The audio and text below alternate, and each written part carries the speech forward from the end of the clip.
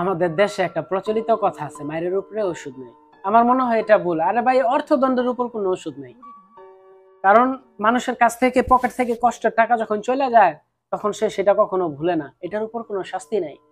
আজকে মার খেলে মানুষ কালকে ভুলে যায়।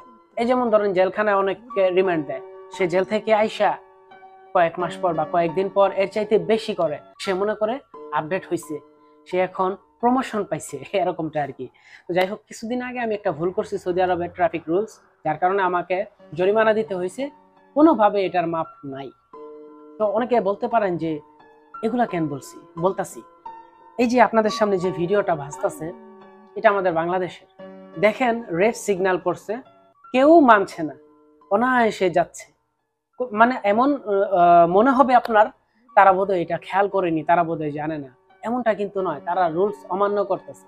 তো কিভাবে বাংলাদেশে আপনি সুন্দর আইন, সুন্দর পরিবেশ আশা করতে পারেন?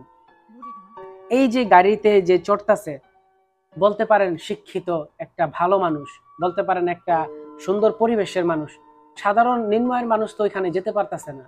তো আপনারা শিক্ষিত হয়ে, ধনী হয়ে, অর্থবিত্ত হয়ে আপনারা কি শিক্ষা দিচ্ছেন পুরো দেশকে? আপনাদের মানুষ বলা যাবে না, আপনারা অমানুষ। কারণ আপনারা আইন অমান্য করেন, আপনারা মানুষকে ভুল শিক্ষা দেন, আপনাদের থেকে মানুষ ভুল শিখে। আচ্ছা, সৌদি আরবে এই ভুলটা যদি করা হইতো, বাংলা টাকা 90 থেকে 1,80,000 বা 1 লক্ষ থেকে 2 লক্ষ টাকা জরিমানা। বিশ্বাস করেন, এটা কোনোভাবেই মাফ হবে না।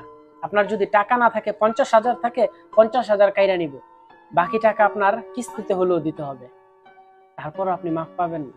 এর জন্য কি করে মানুষ ভুল করে না। তবে আইন সব দেশই অমান্য করে, কম আর বেশি। কেউ জেনে করে, কেউ না জেনে করে। আর আমাদের বাংলাদেশে ইচ্ছা করে করে।